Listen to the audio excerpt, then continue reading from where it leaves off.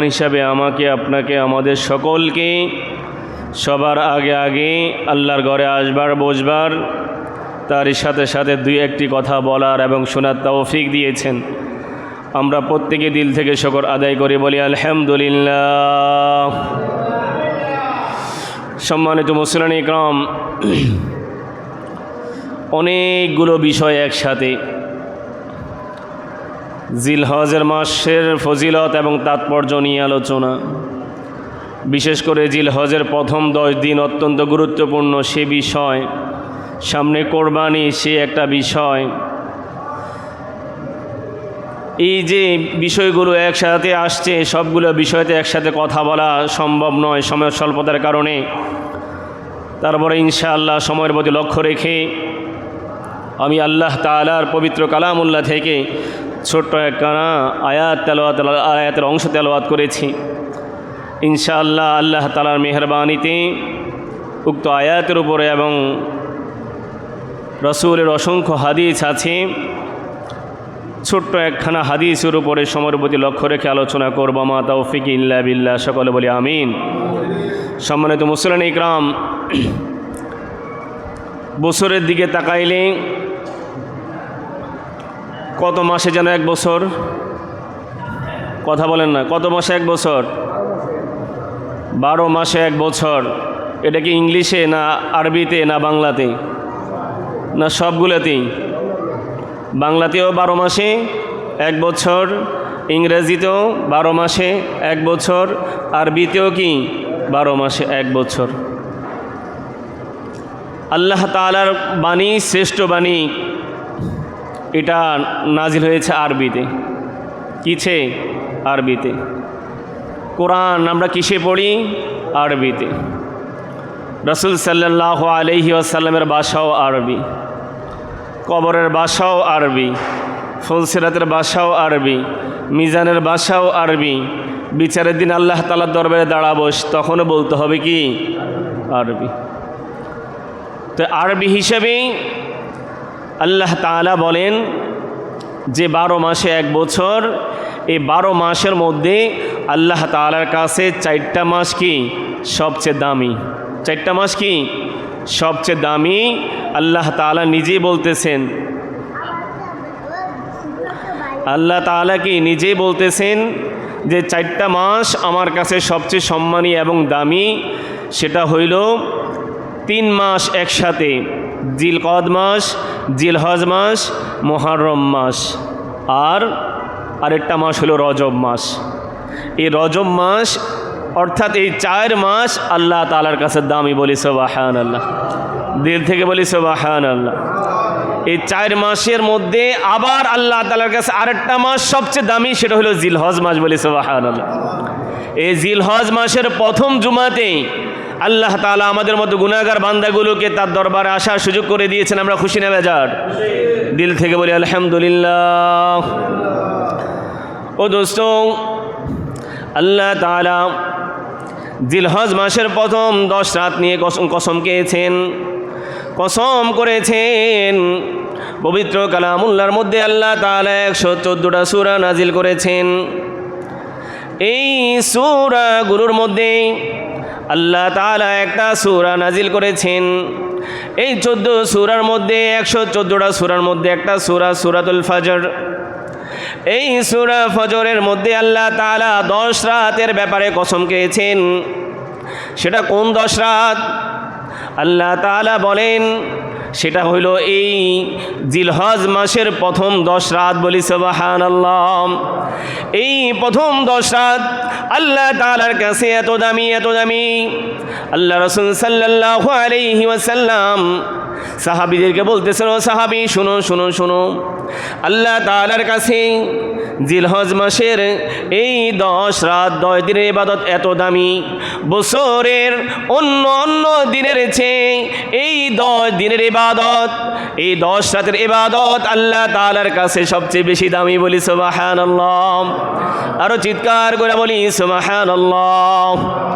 আল্লাহ রাসূল সাল্লাল্লাহু আলাইহি ওয়াসাল্লাম যখন বলেছেন সাহাবীদেরকে, ও সাহাবীরা শুনো শুনো শুনো, আল্লাহ তাআলা 10 রাতের ব্যাপারে কসম খেয়েছেন। এই 10 রাতের ইবাদত, এই 10 দিনের ইবাদত, জিলহজ মাসের 10 দিন 10 রাতের ইবাদত অন্য অন্য দিনের ইবাদতের চেয়ে, অন্য অন্য রাতের ইবাদতের চেয়ে আল্লাহ তাআলার কাছে এই 10 রাতের ইবাদত সবচেয়ে বেশি উত্তম। বলি সুবহানাল্লাহ। সাহাবীরা প্রশ্ন করলেন, ইয়া রাসূলুল্লাহ, ইয়া হাবিবাল্লাহ, ওগো রাসূল সাল্লাল্লাহু আলাইহি ওয়াসাল্লাম, জিহাদের চেয়েও কি এই দিনগুলো বেশি দামি? জিহাদের চেয়েও কি বেশি এই রাতের আমল সবচেয়ে দামি? আল্লাহ রাসূল সাল্লাল্লাহু আলাইহি ওয়াসাল্লাম বললেন, ও সাহাবীরা শোনো, জিহাদের চেয়ে ওই যে ওই ব্যক্তি, যে ব্যক্তি নিজের জানমাল নিয়ে জিহাদের ময়দানে গিয়েছে আর এই জানমাল কিছু নিয়ে আর ফিরে আসতে পারল না, সেই ব্যক্তির চেয়ে এই 10 দিনের আমল আল্লাহ তাআলার কাছে বেশি দামি। বলি সুবহানাল্লাহ। ও দোস্ত, প্রত্যেকটা মানুষের কাছে তার জান অতুলনীয়, তার জানের মূল্য সবচেয়ে বেশি। ও দোস্ত, যদি এই যে গত 2 দিন থেকেই প্রচণ্ড বৃষ্টি আর তুফান ঘূর্ণিঝড় চলতেছে, এই মুহূর্তে যদি এমন দুর্যোগ আসে যেই দুর্যোগের কারণে ঘরে বসবাস করা সম্ভব নয়, সমাজে বসবাস করা সম্ভব নয়, এমন কঠিন মুহূর্ত যদি তৈরি হয়ে যায়, আল্লাহ তাআলা যদি এমন কঠিন মুহূর্ত পরিস্থিতি তৈরি করে দেয় যে আমি আমার ঘরে থাকা সম্ভব নয়, আমার সমাজে থাকা সম্ভব নয়, আমার গ্রামে থাকা সম্ভব নয়, এই পরিস্থিতিতে আমার পরিবারে 5 জন সদস্য, কারো পরিবারে 10 জন সদস্য, কারো পরিবারে 3 জন সদস্য, কারো পরিবারে 2 জন সদস্য, ও দোস্ত, এমন ঘূর্ণিঝড়, এমন টর্নেডো যদি তৈরি হয়ে যায়, এমন ভূমিকম্প যদি তৈরি হয়ে যায় যে প্রত্যেকটা মানুষের জীবন নিয়ে শঙ্কা হয়ে যায়, বাঁচা মরার যুদ্ধ যদি শুরু হয়ে যায়, তাহলে বলেন তো এই মুহূর্তে আমি নিজে বাঁচবো না আমার পরিবারের সকলের কথা চিন্তা করব? কথা বলেন, কথা বলেন। আমার নিজের অবস্থা যদি এমন হয় যে আমি আমার বউকে বাঁচাতে গেলে আমার জীবন চলে যায়, আমি নিজেকে বাঁচাইতে গেলে, আমার ছেলেকে বাঁচাইতে গেলে আমার জীবন চলে যায়, আমার মেয়েকে বাঁচাইতে গেলে আমার জীবন চলে যায়, মা বাপকে বাঁচাইতে গেলে আমার জীবন চলে যায়। ও দোস্ত, এখন বলেন তো দেখি, এই কঠিন মুহূর্তে মা বাবাকে বাঁচাবো, ছেলে মেয়েকে বাঁচাবো, না স্ত্রীকে বাঁচাবো, না নিজে বাঁচবো? আমাদের সমাজে একটা কথা আছে, নিজে বাঁচলে, কথা বলে, নিজে বাঁচলে। ঠিক এমনিভাবেই এটা কি বাস্তব না অবাস্তব? এটা কি বাস্তব কথা না অবাস্তব কথা? নিজে বাঁচলে পাবেন নাম। এই প্রত্যেকটা মানুষের জীবনের মূল্য অতুলনীয়। আমার কাছে আমার অকাতরে আমার সম্পদ আমি বিলীন করে দিতে পারি, কোনো অসুবিধা নাই। দেখা রাস্তাঘাটে যদি কোনো ডাকাত ধরে, ভাই যা আছে সব নিয়ে যাও, আমার জানে ভিক্ষা দিয়ে দাও, বলে কি না? প্রত্যেকটা মানুষের কাছে তার জান অতুলনীয়, তার জীবন অতুলনীয়। এই জীবন বাঁচানোর জন্য মানুষ কি সব কিছু করতে রাজি। এজন্য রাসূল সাল্লাল্লাহু আলাইহি ওয়াসাল্লাম যখন বলতেছেন, ও আমার সাহাবীরা শোনো, আল্লাহ তাআলার কাছে এই রাত, এই 10 রাতের ব্যাপারে যে আল্লাহ তাআলা কসম করেছেন, এই 10 রাতের ইবাদত রাসূল সাল্লাল্লাহু আলাইহি সাল্লাম বলেছেন, জিলহজের মাসের এই প্রথম 10 দিনের ইবাদত আল্লাহ তাআলার কাছে সবচেয়ে জিহাদের চেয়েও দামি। বলি সুবহানাল্লাহ। আরো জোরে বলি সুবহানাল্লাহ। সাহাবীরা প্রশ্ন যখন করলেন, ইয়া রাসূলুল্লাহ, ইয়া হাবিবাল্লাহ, কোনো মানুষ যদি জিহাদে যায়, এই জিহাদের চেয়েও তার কি এই আমল আল্লাহ তাআলার কাছে বেশি প্রিয়? আল্লাহ রাসূল সাল্লাল্লাহু আলাইহি ওয়াসাল্লাম বলেছেন, ও সাহাবীরা আমার শোনো, কোনো মানুষ যদি জিহাদের ময়দানে যায়, আল্লাহ তাআলা দ্বীনকে জিন্দা করার জন্য যায়, আল্লাহ তাআলা দ্বীনের ঝান্ডাকে উঁচু করার জন্য, কেউ যদি নিজের জান মাল নিয়ে আল্লাহর রাস্তায় যায়, জিহাদের ময়দানে যায়, সেইখানে গিয়ে যদি তার জান চলে যায়, মালও চলে যায়, সে যদি শহীদ হয়ে যায়, সেই ব্যতীত অন্য সকল ইবাদতের চেয়ে থেকে এই 10 দিনের ইবাদত আল্লাহ তাআলার কাছে সবচেয়ে বেশি দামি, বলি সুবহানাল্লাহ। এই জিলহজ মাসের 10 দিন এতই দামি, এতই দামি। ও দোস্ত, এই 10 দিন হযরত আব্দুল্লাহ ইবনে ওমর রাদিয়াল্লাহু তাআলা আনহু বর্ণনা করেন, আল্লাহ রাসূল সাল্লাল্লাহু আলাইহি ওয়াসাল্লাম বলেছেন, তোমরা এই 10 দিন বেশি বেশি তোমরা তাহলিল আদায় করো, বেশি বেশি তোমরা তাহমিদ আদায় করো, বেশি বেশি তোমরা তাকবীর আদায় করো, বলি সুবহানাল্লাহ। অর্থাৎ কি তাহলিল কি এটা বেশি বেশি এই 10 দিন তোমরা লা ইলাহা ইল্লাল্লাহ, লা ইলাহা ইল্লাল্লাহ, লা ইলাহা ইল্লাল্লাহ, লা ইলাহা ইল্লাল্লাহ। আল্লাহ আপনি ছাড়া কেউ নাই, আল্লাহ আপনি ছাড়া কেউ নাই, আল্লাহ আপনি ছাড়া জীবনের মালিক কেউ নাই, আল্লাহ আপনি ছাড়া মৌতের মালিক কেউ নাই, আল্লাহ আপনি ছাড়া রিজিকের মালিকও কেউ নাই, আল্লাহ আপনি ছাড়া ইবাদতের উপযুক্ত কেউ নাই। এই যে এই কথাটা বেশি বেশি সাক্ষ্য দাও, লা ইলাহা ইল্লাল্লাহ।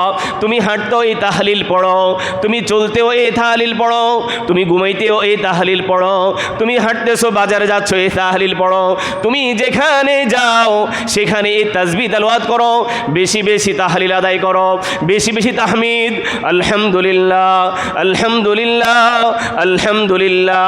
আল্লাহ তাআলা শুকর আদায় করো যে আল্লাহ তাআলা তোমাকে সুস্থ রেখেছেন। ও দোস্ত, গত জুমাতে বলেছিলাম, আমি যে জুমা পড়ানোর 5 মিনিট আগেও আমি শিওর ছিলাম না আমি যে এখানে বৈশা জুমা পড়াইতে পারবো।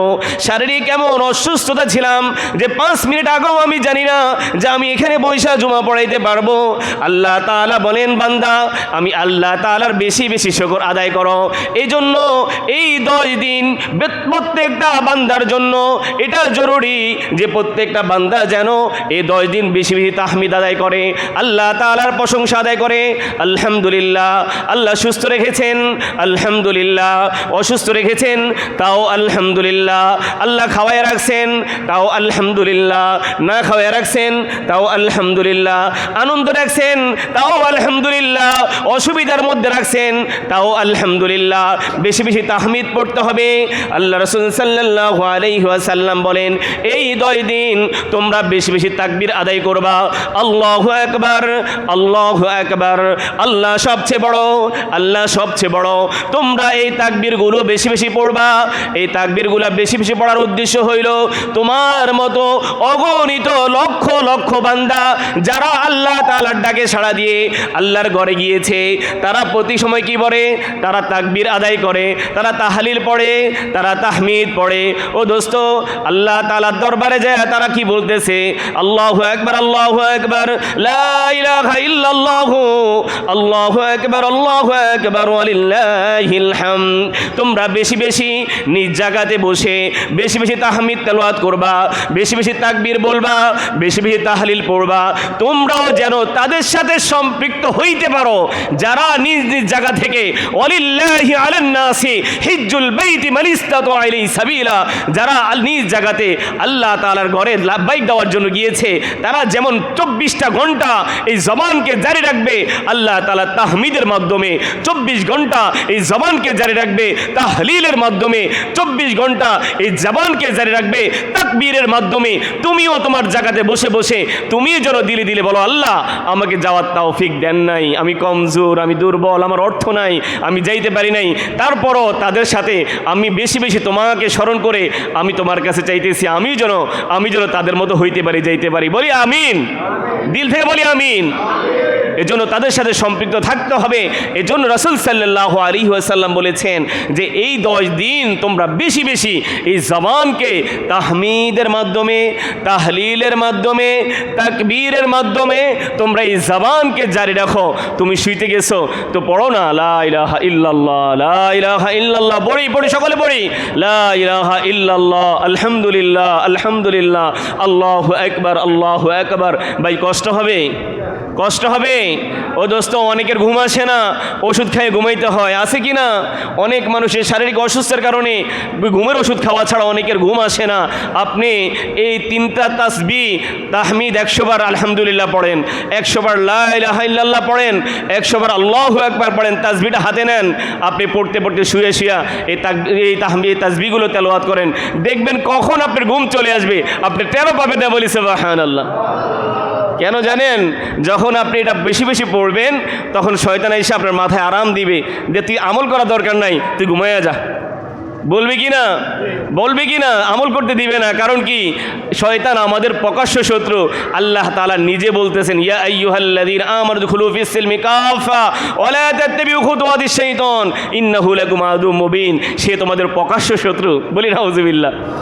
এজন্য আপনি যখন শুইতে যাবেন, এই জন্য এই তাকবীরগুলো, এই তাহমিদগুলো, এই তাসবিহগুলো বেশি বেশি তেলাওয়াত করব। রাসূল সাল্লাল্লাহু আলাইহি সাল্লাম বলেছেন, এই 10 দিন আল্লাহ তাআলা 10 রাতের ব্যাপারে কসম করেছেন।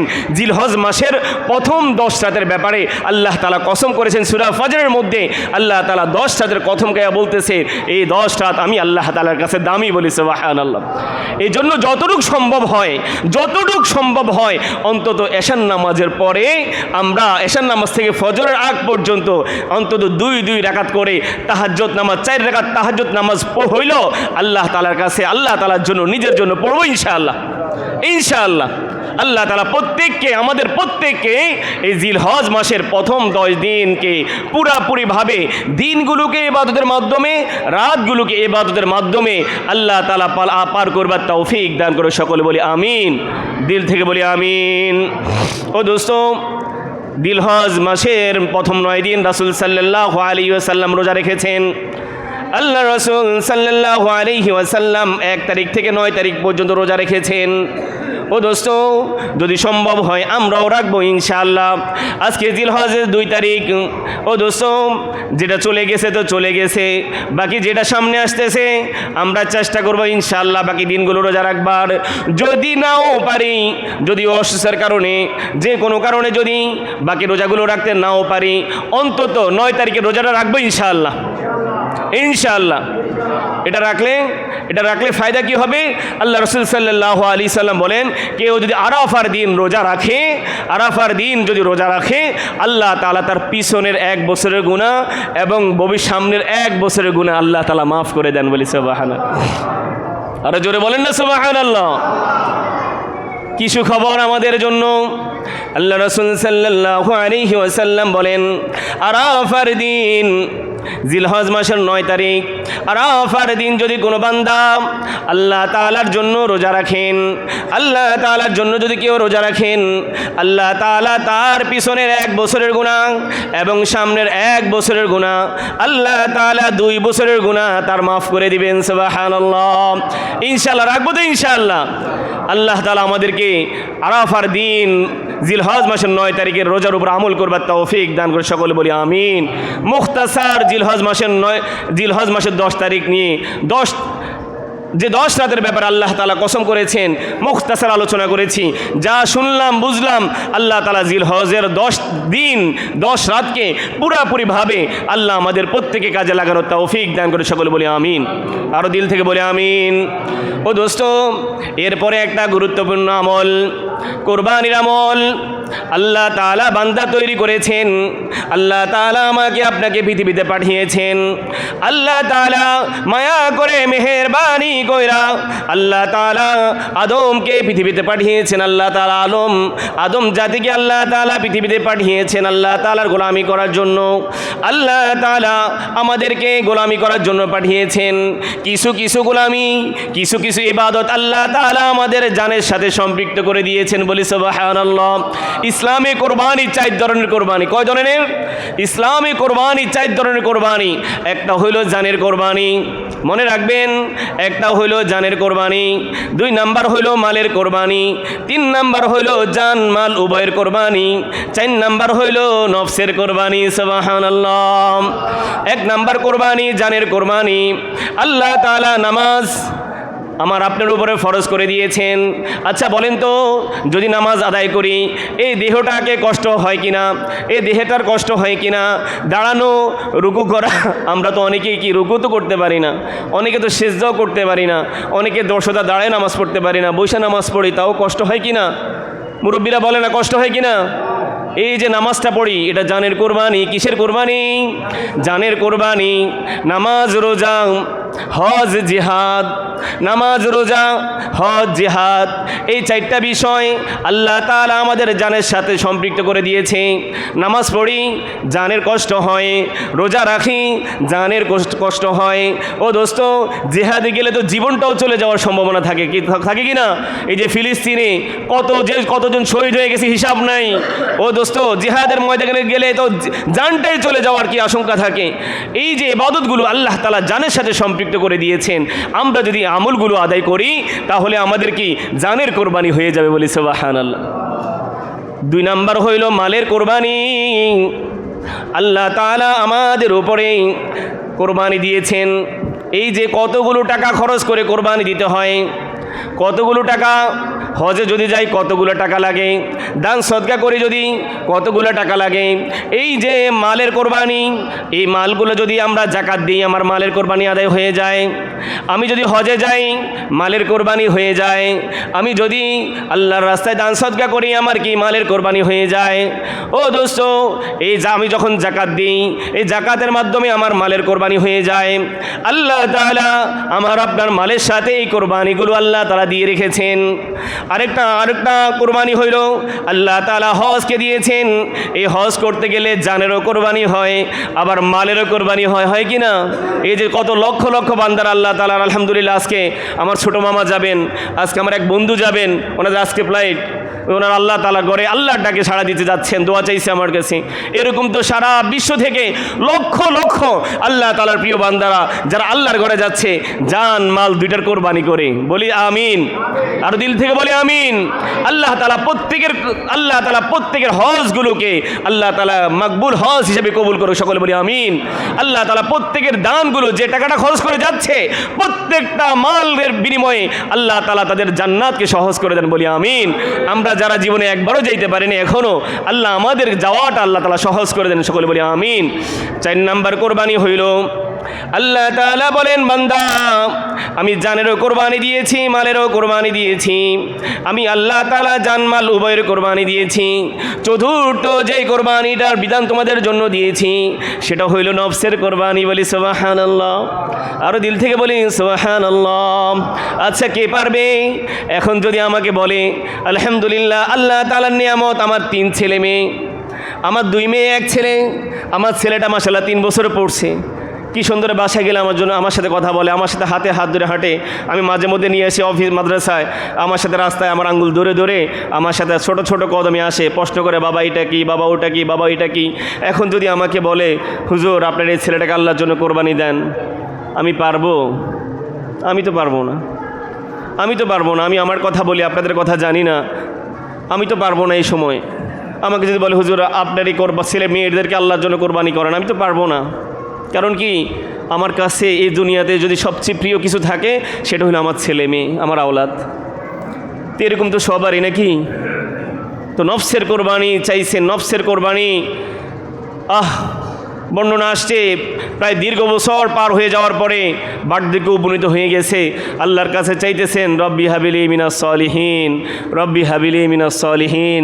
জাকারিয়া আলাইহিস সালাম চাইছেন রব্বি হাবিলি যুররিয়াতান তাইয়্যিবা ইন্নাকা সামিউদ দুআ।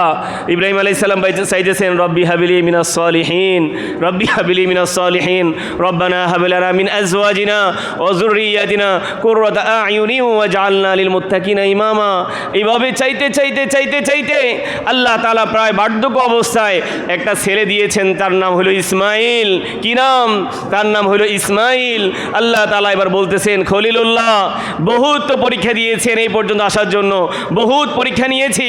বর্ণনায় আসছে 10টা গুরুত্বপূর্ণ এবং পরীক্ষা আল্লাহ তাআলা নিয়েছেন খলিলুল্লাহকে। তার ভিতরে সবচেয়ে শ্রেষ্ঠ যে পরীক্ষাটা ছিল সেটা হইল ইসমাইল জবিহুল্লাহকে আল্লাহর রাস্তায় কোরবানি দেওয়া। এটাই হলো ইব্রাহিম আলাইহিস সালামের জন্য সবচেয়ে বড় পরীক্ষা। বলি আল্লাহু আকবার। আরো দিল থেকে বলি আল্লাহু আকবার। কেমন পরীক্ষা, কেমন পরীক্ষা! আমাকে যদি এখন পরীক্ষা নেওয়া হয়, আমার বাকি জীবনটুকু যদি হসপিটালের বেডে শুয়ে শুয়ে পরীক্ষা দিতে হয়, ঘরের বেডে যদি শুয়ে শুয়ে পরীক্ষা দিতে হয়, অসুস্থ থেকে যদি পরীক্ষা দিতে হয়, ও দোস্ত, আমার বর্ণনায় আসছে আমার সারা জীবনের পরীক্ষাকে যদি এক পাল্লায় তোলা হয়, আর ইব্রাহিম খলিলুল্লাহ ইসমাইল জবিহুল্লাহর এই স্বল্প সময়ের এই পরীক্ষাকে যদি পাল্লায় তোলা হয়, সারা পৃথিবীর সমস্ত পরীক্ষাগুলোকে যদি এক পাল্লায় তোলা হয়, ইব্রাহিম খলিলুল্লাহ ইসমাইল জবিহুল্লাহর পরীক্ষা, সামান্য এই সময়ের পরীক্ষাকে যদি এক পাল্লায় রাখা হয়, খোদার কসম খায়া বলতেছি ইব্রাহিম খলিলুল্লাহ ইসমাইল জবিহুল্লাহর এই পরীক্ষাই সবচেয়ে দামি হবে, বাড়ি হবে। সুবহানাল্লাহ। ও দোস্ত, এই পরীক্ষা অত্যন্ত দামি পরীক্ষা, এই কোরবানি অত্যন্ত উত্তম কোরবানি। আচ্ছা বলেন তো দেখি, ইসমাইল আলাইহিস সালাম কি জবা হয়েছে? সকলে বলতে হবে জবা হয়েছে। আমরা ইতিহাস জানি কি না? জানি কি না? বউ হওয়ার পর থেকে যেদিন মসজিদে আসা শুরু হয়েছে সেদিন থেকে আজ পর্যন্ত এই আলোচনা কোরবানি শুনতে এই পর্যন্ত আসছি, এবং মৃত্যু পর্যন্ত আল্লাহ তাআলার ঘরে যতদিন আসার তৌফিক থাকে, যতদিন আসি ততদিন পর্যন্ত এই আলোচনা শুনতে থাকবো, শুনবো। আচ্ছা বলেন তো, ইতিহাস কি পরিবর্তন হয়েছে? কোরআন পরিবর্তন হয়েছে? যেদিন বুঝ হয়েছে সেদিন যখন মসজিদে আসছি সেদিনও শুনেছি ইসমাইল জবিহুল্লাহ জবা হয় নাই, কিন্তু আল্লাহ তাআলা বলতেছেন ওনাদাইনা আইয়া ইব্রাহিম কদ সাদ্দাকাতা রুইয়া ইন্না কাযালিকা নাজজিল মুহসিনিন ইন্না হাযা লাহুল বালাউল মুবিন ওয়া ফাদাইনাহু বিযিবহিন আযীম। বলি আল্লাহু আকবার। আর চিৎকার করে বলি আল্লাহু আকবার। ইসমাইল জবিহুল্লাহ জবা হন নাই, ইব্রাহিম খলিলুল্লাহ ইসমাইলকে জবাই করতে পারেন নাই, কিন্তু আল্লাহ তাআলা কি চাইছেন? আল্লাহ তাআলা চাইছেন দেখি আমার খলিলুল্লাহকে আমার কাছে বৃদ্ধ অবস্থায় চাইতে রব্বি হাবিলি রব্বি হাবিলি মিনাস সলিহিন। ও দোস্ত, এটা আমাদের জন্য অনেক বড় শিক্ষা। আমার আপনার অনেক সময় সন্তান হয় না, বিয়ে করেছি 10 বছর হয়ে গেছে, বিয়ে করেছি 15 বছর হয়ে গেছে, বিয়ে করছি 7-8 বছর হয়ে গেছে, 5 বছর হয়ে গেছে। ও দোস্ত, সন্তান হয় না, ছেলে মেয়ে হয় না। অনেকে বলেন দেশে বিদেশ থেকে হুজুর একটু দোয়া করেন আল্লাহ তাআলা যেন আমাকে একটা সন্তান দান করে, ছেলে দরকার নাই মেয়ে হইলেও হবে, এরকমও বলে। ও দোস্ত, অনেকের ছেলে মেয়ে হয় না, বলে হুজুর দোয়া করেন, অনেকের ছেলে মেয়ে হয় না, যায় খাজা বাবার কাছে, অনেকের ছেলে মেয়ে হয় না, যায় গাজা বাবার কাছে, অনেকের ছেলে মেয়ে হয় না, যায় মাইজ ভান্ডারির কাছে, অনেকের ছেলে মেয়ে হয় না, যায় আট্টসির কাছে। কথা ঠিক কিনা? কথা বলেন, কথা ঠিক কিনা? আচ্ছা বলেন তো, নবীরা কি খাজা বাবার কাছে না গাজা বাবার কাছে গেছে? কথা বলে না? নবী ইব্রাহিম আলাইহিস সালাম যে প্রায় বার্ধক্য হয়ে গেছে, ওনার ছেলে মেয়ে হয় নাই, উনি কি খাজা বাবার কাছে গেছে না গাজা বাবার কাছে গেছে? মাইজ ভান্ডারের কাছে গেছে, আট্টসির কাছে গেছে। কার কাছে চাইছে? রব্বি হাবিলি মিনাস সলিহিন, আল্লাহ আমাকে একটা সুপুত্র দান করেন। জাকারিয়া আলাইহিস সালাম উনিও বার্ধক্য হয়ে গেছে, ছেলে মেয়ে হয় না। উনি যখন দেখলেন মারিয়াম আলাইহিস সালাম সৃজনশীল, ধরেন এখন আম কাঁঠালের সিজন, এখন যদি সিজন যেটা নাই সেটা ফলটা হয়, আমাদের কাছে আশ্চর্য লাগে না যে এই সিজনে এই ফল, এই সিজনে এই ফল তা থাকার কথা না। তো জাকারিয়া আলাইহিস সালাম যখন দেখছেন মারিয়াম আলাইহিস সালামের কাছে গিয়ে যে উনি এমন ফল খাইতেছে যেগুলো ওই সময় সিজন না, তো উনি বলতেছে তুমি এই ফল কই পাও? তো উনি বলতেছেন আমার রব, আমার মালিক আমার জন্য হাদিয়া পাঠাইছেন। বলি আল্লাহু আকবার। তখন উনি বলতেছেন যদি সিজন ছাড়া ফল আল্লাহ দিতে পারে, আমারও তো এখন সিজন নাই, আমি বার্ধক্য হয়ে গেছি, আমিও আল্লাহর কাছে চাই রব্বি হাবিলি যুররিয়াতান তাইয়্যিবা ইন্নাকা সামিউদ দুআ। বলি আল্লাহু আকবার। এই বার্ধক্য অবস্থায় জাকারিয়া আলাইহিস সালামকে একটা সন্তান দান করেছেন আল্লাহ তাআলা, ওনার নাম হয়েছে ইয়াহইয়া আলাইহিস সালাম। বলি সুবহানাল্লাহ। ও দোস্ত, এই জন্য যার সন্তান হয় না, আমার যদি ছেলে মেয়ে না হয়, আমরা চাবো একজনের কাছে, তিনি কে? ছেলে মেয়ে দেওয়ার ক্ষমতা একজনের কাছে আছে, উচ্চ আওয়াজ বলেন তার নাম কি? আমার ছেলে মেয়ে যদি না হয়, চাবো একজনের কাছে, তিনি কে? আল্লাহ। এই ঈমান আমাদের পয়দা করবার তৌফিক দান করে, সকলে বলি আমিন। যত সমস্যা সমাধান করবেন একজন, তিনি কে? আল্লাহ তাআলা। সেই বুঝ, সেই ঈমান আমাদের দিলের মধ্যে পয়দা করে দেন, সকলে বলি আমিন। ও দোস্ত, এজন্য ইব্রাহিম আলাইহিস সালাম বার্ধক্য হয়ে উনি যখন আল্লাহ তাআলার কাছে চেয়ে নিছেন একটা সুপুত্র, এই পুত্র যখন হাঁটতে শিখছে, কথা বলতে শিখছে, আল্লাহ তাআলা বলেন এবার খলিলুল্লাহ এবার পরীক্ষা দেন। ও দোস্ত, ইতিহাস বলে, কোরআন হাদিস বলে, ইসমাইল জবিহুল্লাহ জবা হন নাই, ইব্রাহিম খলিলুল্লাহ জবাই করতে পারেন নাই, কিন্তু আল্লাহ তাআলা বলেছেন খলিলুল্লাহ আপনার কোরবানি সফল হয়ে গেছে, আপনার কোরবানি আমি আল্লাহ তাআলার দরবারে কবুল হয়ে গেছে, বলি সুবহানাল্লাহ। আল্লাহ তাআলা আমাকে আপনাকে ইনশাআল্লাহ সামনের জুমাতেও, সময় শেষ, সামনের জুমাতেও আমাদের কোরবানির বিষয় নিয়ে আরও গুরুত্বপূর্ণ কিছু কথা আছে, ইনশাআল্লাহ সামনের জুমাতে আমাদের এই কোরবানি নিয়ে আলোচনা হবে। যা শুনলাম, বুঝলাম, বললাম, আল্লাহ আমি সহ আপনাদের সকলকে এই কোরবানির পুরাপুরি যে খুলুসিয়াত আল্লাহ তাআলার জন্য নিয়তকে তৈরি করে একমাত্র কোরবানি আল্লাহর জন্য করার তৌফিক দান করে সকলে বলে আমিন। কোরবানি করলে গোশত খাওয়া হবে কি না? আমি যদি আল্লাহর জন্য কোরবানি করি, এই গোশত কি হারাম হবে না হালাল হবে? এই যে মসজিদটা করলাম, আমি যদি নিয়ত করলাম যে এই দুইটা জানালা এদিক দিয়া বা কিংবা বাড়ি করলাম, বাড়ির এই পাশ দিয়ে জানালা রাখছি, বাম পাশ দিয়া কিংবা ডান পাশ দিয়া, মসজিদে যখন আজান হবে তখন কি আমি জানালা দিয়ে শুনবো, আমার ঘরে আওয়াজ আসবে, আমি নামাজে যাব। আচ্ছা বলেন তো, এটা নিয়ত করলে কি আলো বাতাস আসবে না? আসবে কি না? যদি নিয়তকে যদি তৈরি করে নিই যে না আল্লাহর জন্য করছি, তাহলে আমার জানালাও থাকবে, আলো বাতাসও আসবে, নিয়তের সওয়াব কিয়ামত পর্যন্ত চলতেই থাকবে, বলি সুবহানাল্লাহ। আর কেউ যদি বলে না আলো বাতাস আসবে আর আজানের নিয়ত না করলেও, দিলের নিয়ত না করে, তাহলে সে তো আর এই নিয়তের সওয়াব পাবে না। ঠিক তেমনিভাবে আমরা যখন কোরবানি করব, এই কোরবানির গোশত হালাল, এটা আমিই খাবো, আমার পরিবার খাবে, আমরা সকলেই খাবো, অন্য কাউকে দেওয়ার প্রয়োজন নাই, না দিলেও কোনো সমস্যা নাই, আমিই খাবো। এখন যদি বলি আরে ছেলেমেয়েরা কোরবানি না দিলে কার কাছে যাবে, নতুন ছেলে বিয়ে করাইলাম, মেয়ে বিয়ে করাইলাম, যদি কোরবানিটা না দেই শরমের ব্যাপার না। আচ্ছা বলেন তো, এই কোরবানির কোনো সওয়াব পাওয়া যাবে? কোনো সওয়াব পাওয়া যাবে? একটা কাঁচের গ্লাস আমি আমার হাতে নিলাম, এই হাতে নেওয়ার পরে এই ইচ্ছা করে আমি এই গ্লাসটা ছেড়ে দিলাম, এই গ্লাসটা ভাঙবে? মেহরবানি করে সকলে বলেন ভাঙবে কি না? আমি যদি এই কাঁচের গ্লাসটা আমি অনিচ্ছাকৃত ফেলে দিই, এটা তো ভাঙবে না, বলে না? সবাই বলে না ভাঙবে? ঠিক তেমনিভাবে এই নিয়তটা হচ্ছে এতই গুরুত্বপূর্ণ, একটা কোরবানিটা এতই গুরুত্বপূর্ণ ইবাদত। আমার আপনার দিলের মধ্যে যদি, আমার আপনার শরীকদারের মধ্যে যদি, আমার আপনার টাকা পয়সার মধ্যে যদি, আমার আপনার নিয়তের মধ্যে যদি কোনোভাবেই কমতি ধরা পড়ে যায়, সকলের কোরবানি শেষ। এই জন্য দোস্ত, এক সপ্তাহ এখনও আছে, আপনি নির্বাচন করে নেন কাকে কাকে আপনি শরিক নেবেন, আপনি নির্বাচন করে নেন আপনি কিভাবে কেমনভাবে কোরবানি করলে আল্লাহ তাআলার দরবারে কোরবানি হবে, খলিলুল্লাহর মতো কোরবানি হবে, আপনি নিয়তকে তৈরি করে নেন। যদি করতে পারি তাহলে আমাদের সকলের কোরবানিটা আল্লাহর জন্য হয়ে যাবে, গোশত আমিই খাবো। আমার যদি নিয়ত হয় নতুন মেহমানদারি করে আত্মীয় করেছি, যদি কোরবানিটা না দিই তাহলে অনুষ্ঠানটা সারাইতে পারবো না, কোরবানি শেষ। এজন্য আজকের আলোচনা নিয়তকে খালেস করে কোরবানি করব একমাত্র একজনের জন্য। তিনি কে? সকলে বলেন তিনি কে? আল্লাহ তাআলা আমাদের প্রত্যেককে আল্লাহর জন্য কোরবানি করবার তৌফিক দান করে, সকলে বলে আমিন। ওয়া আখিরু দাওয়ানা আলহামদুলিল্লাহি রাব্বিল আলামিন। যারা কিবলা জুমা আদায় করে নেই, যারা